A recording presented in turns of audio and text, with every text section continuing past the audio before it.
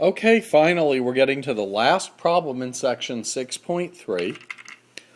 We have the expression 4z plus 2 over 3z squared minus 3z minus 18 added to 8 over 3z squared minus 12z plus 9.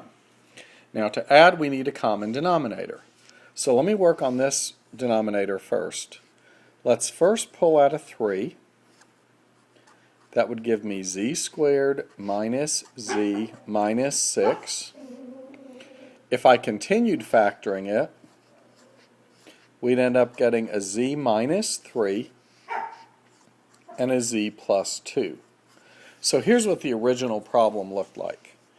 I had 4z plus 2 on the top. And when I factored the bottom, it became 3, and then z minus 3, z plus 2. Okay?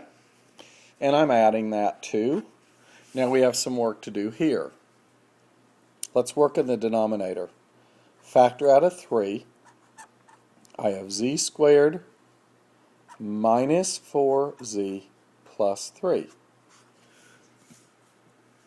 When I factor that, that becomes a z minus 3 and a z minus 1. So this second fraction had an 8 on the top, and in the bottom we had a 3 and a z minus 3 and a z minus 1. So this denominator looks like that. This denominator looks like this. Now if I kind of pull it back, okay, they both have 3's in it. This has a z minus 3. This has a z plus 2.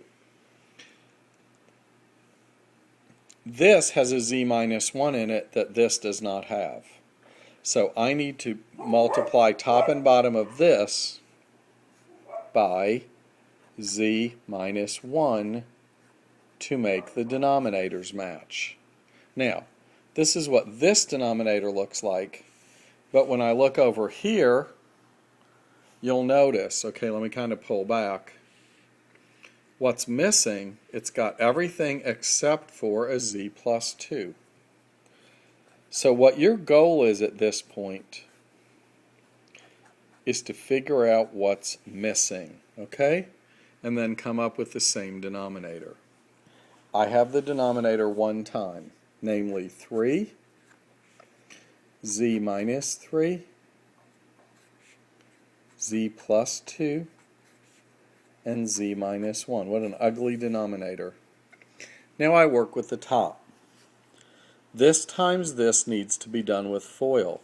4z times z is 4z squared. 4z times negative 1 is negative 4z. 2 times z is a positive 2z. Okay, I've been foiling. And 2 times negative 1 is a negative 2. So basically we foiled. First, outer, inner, last. Okay? Now, up here we distribute a positive 8. That's going to give me 8z plus 16. Okay?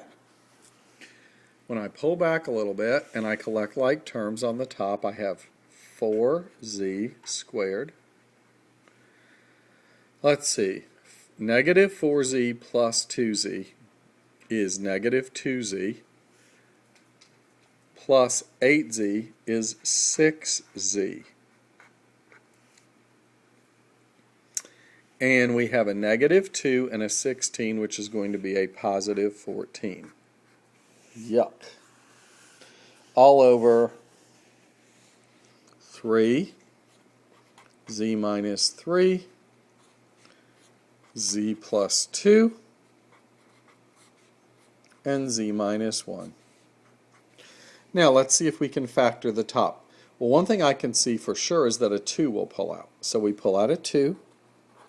That leaves me with 2z squared plus 3z plus 7. The bottom is already factored, namely 3, z minus 3, z plus 2, and z minus 1.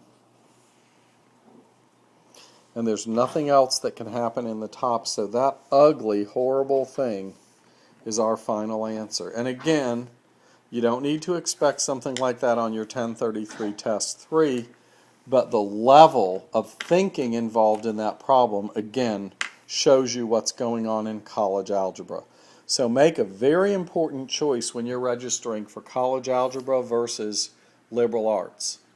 The liberal arts courses, of course, still involve work, but the 1105 is far superior in level of difficulty.